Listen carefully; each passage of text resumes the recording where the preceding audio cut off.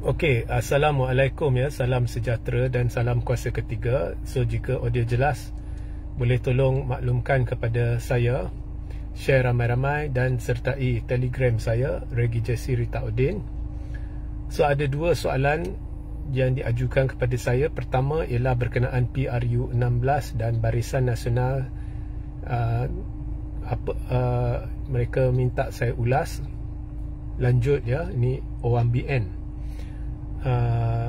Apa yang kita boleh jangkakan jika PRU diawalkan, dan soalan kedua ialah kenyataan Dr. Akmal selepas Zahid menegur agar jangan usik PH, kemudian Akmal keluar lagi kenyataan, so orang minta saya ulas. So live ini saya ulas berkenaan PRU.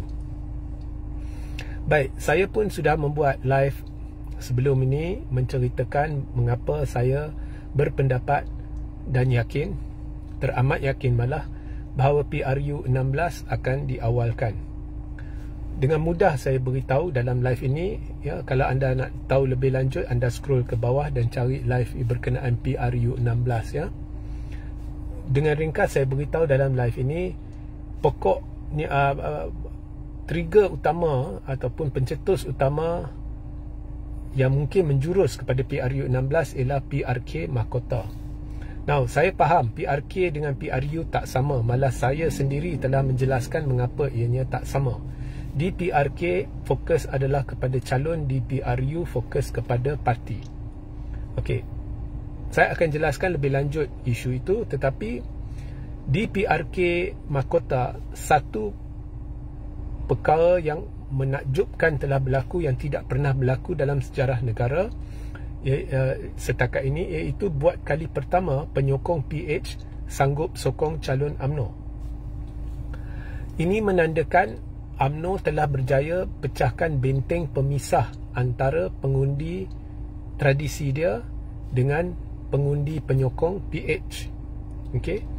Now, ini menyebabkan UMNO nampak dia menang besar, walhal sebenarnya dari sudut sokongan Melayu Islam terhadap UMNO tidak berubah, dan sokongan Melayu Islam terhadap Perikatan Nasional tidak berubah. Dan kalau kita buat congakkan undi yang diperolehi oleh UMNO pada PRK Mahkota baru ni dan bandingkannya dengan PRK pilihan raya di Mahkota pada 2022, undi yang diperolehi oleh UMNO ialah undi tradisi UMNO campur undi dari PH seketui. Maknanya jumlah yang PH dapat pada 2022 semuanya pergi ke UMNO. So secara kasar, anggaran kasar ya, anggaran kasarnya ialah penyokong PH yang mengundi PH pada 2022 telah mengundi UMNO. So kejayaan ini buat kali pertama adalah kejayaan jentera pilihan raya, bukannya parti. Sebabnya kita tahu ada juga ramai Cina yang telah boikot pilihan raya itu, menandakan ada rasa tidak puas hati terhadap DAP dan UMNO. Dan ini berlaku di Sungai Bakap, di mana ramai Cina tidak keluar, terlalu ramai, untuk mengundi calon mereka sendiri dari PH, dan begitu juga di Mahkota. So boikot Cina buat pertama kali setelah sekian lama sudah nampak terjelas. So mesti ada Cina atas pagar. Tetapi yang keluar mengundi telah bersetuju untuk mengundi calon UMNO. Itu luar biasa, kerana Cina semestinya yang contohnya yang tidak keluar mengundi ini, dia tak puas hati.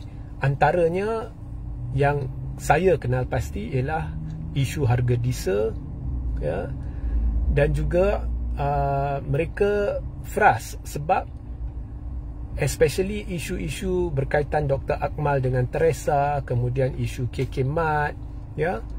So mereka telah berdekat lamanya menyokong DAP kerana mereka merasakan DAP bukan di bawah telapak kaki PKR, dan mereka meminggirkan MCA kerana mereka merasakan MCA di bawah telapak kaki UMNO. Dan juga mereka menyokong DAP kerana DAP melawan UMNO, lantang lawan UMNO yang difikirkan korup dan sebagainya. So tiba-tiba UMNO bekerjasama dengan DAP. Mereka pada awalnya boleh tutup sebelah mata, tetapi bila dilihat contohnya perniagaan China diserang ke, ataupun boikot ke, kemudian Teresa diserang dan disiasat, Dr. Akmal tidak disiasat sebelum PRK mahkota dan sebagainya, mereka merasakan kita lari dari MCA sebab kita rasakan MCA lemah, takut pada UMNO. Ini tiba-tiba akhirnya DAP berjaya jadi kerajaan, masih ada UMNO, masih takut dengan UMNO, masih kena bully. So benda ni adalah persepsi-persepsi yang mungkin timbul. So semestinya ada rasa tidak puas hati. Ini mungkin menjelaskan boikot yang berlaku. Okey. Tetapi yang keluar mengundi menyokong calon UMNO itu adalah kekuatan jentera. Buat kali pertama di mahkota, jentera perpaduan telah muncul, iaitu kerjasama kolaborasi antara UMNO dengan DAP yang bertungkus lumus, dan juga ada MCA di situ. Okey, MCA di situ, jadi ini mungkin mengujar China. Oh, sekarang ni DAP dengan MCA, dua parti yang mewakili China ni telah bersatu padu berkempen. Ini adalah satu kekuatan baru bagi bangsa China. Mungkin mereka rasa ini adalah satu peningkatan, boleh membawa kebaikan, menjadikan representasi China dalam kerajaan lebih kuat. So saya rasa ini menjadi wow factor.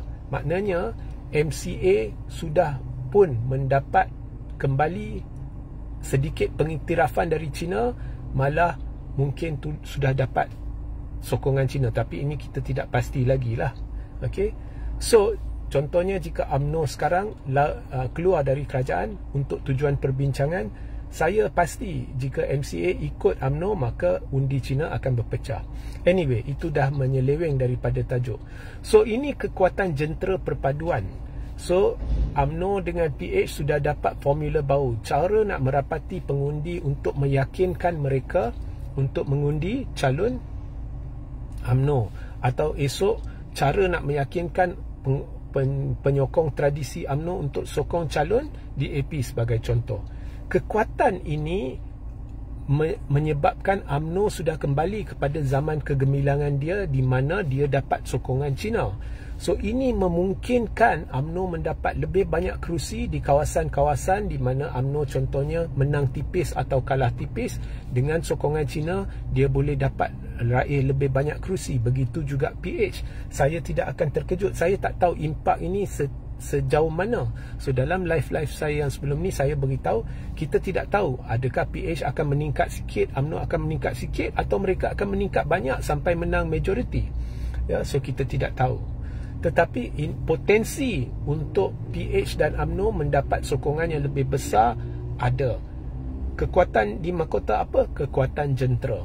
So kekuatan jentera yang berfungsi dengan baik dan mampu memecahkan benteng pemisah antara pengundi tradisi masing-masing, ya, PH dengan UMNO, adalah kunci kepada kemenangan PH dan UMNO pada PRU 16. So sekarang yang mereka perlu tunggu ialah PRN Sabah. Saya yakin ianya akan diawalkan, dan keputusan PRN Sabah akan menunjukkan parti mana yang dominan. Adakah Warisan akan jadi dominan?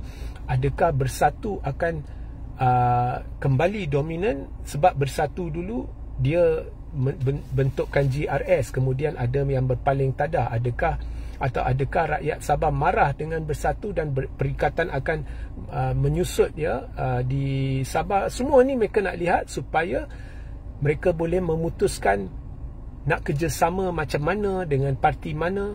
Kemudian saya yakin akan berlaku PRU 16. Okey. Tetapi ya, pada PRU 15 berlaku boikot besar-besaran, sabotaj jentera Barisan Nasional. Ini jelas, saya sendiri lihat. Kita pergi ke kawasan-kawasan kempen, contohnya di Selangor, ada budak-budak jentera Barisan Nasional pakai t-shirt Barisan Nasional, duk lepak bersama jentera Perikatan Nasional, pergi ke kawasan-kawasan di mana mereka seharusnya berkempen. Saya pun dengar mereka memberitahu sokong Perikatan Nasional. So banyak jentera Barisan Nasional telah, ya, budak-budak yang berkempen dan sebagainya telah, malah saya ada lihat memegang risalah ataupun handout, ya, brosur dan sebagainya Perikatan Nasional. So di Langkawi saya melihat perkara ni. Mereka pergi dan mereka menyeru sokong Perikatan Nasional. Mengapa sabotaj ini berlaku? Kerana bila kita tanya, rasa tak puas hati dengan Zahid ke apa ke, dan ya, juga ada ura-ura akan berlaku kerjasama dengan DAP.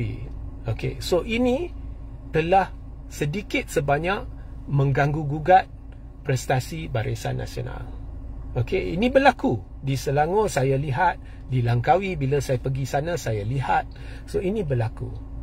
So kita tahu di dalam UMNO ni majoriti sebenarnya tidak sehaluan dengan Zahid, baik dari sudut akar umbi maupun pemimpin bahagian cawangan. Itu memang pendapat saya lah.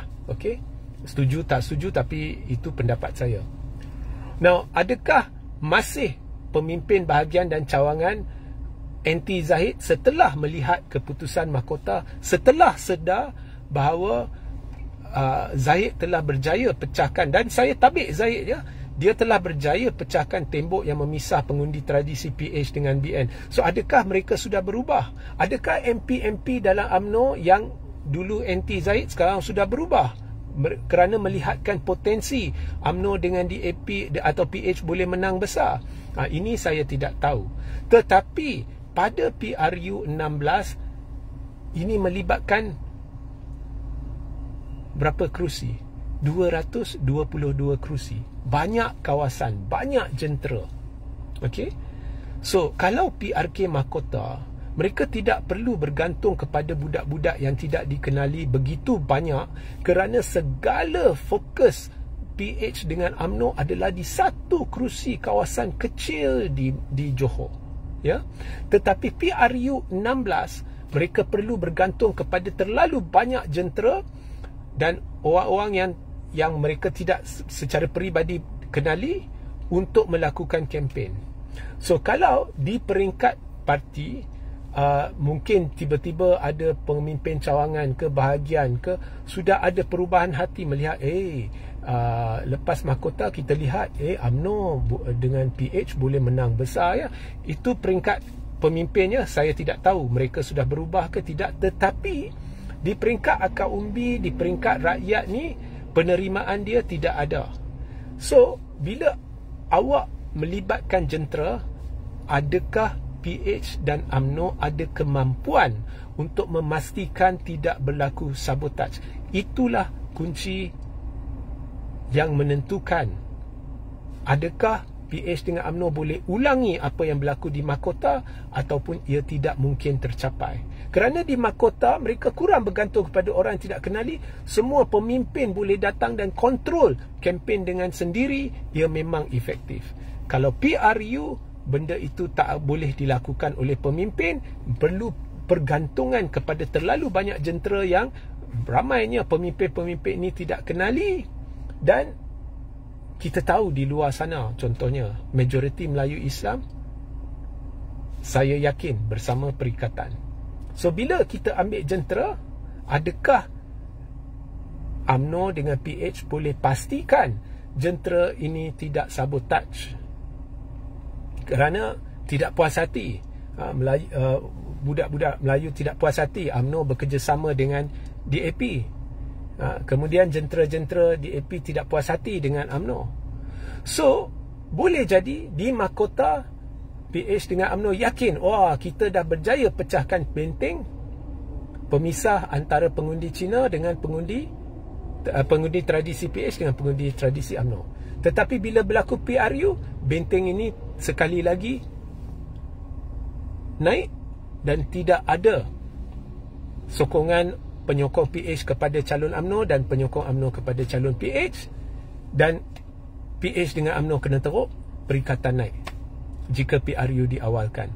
Ini kita tidak tahu. Okey. So cabaran terbesar UMNO dengan PH ialah untuk mengulangi apa yang berlaku di mahkota, iaitu penyokong PH sanggup sokong calon UMNO atau penyokong UMNO sanggup sokong calon PH, ialah jentera pilihan raya di peringkat nasional.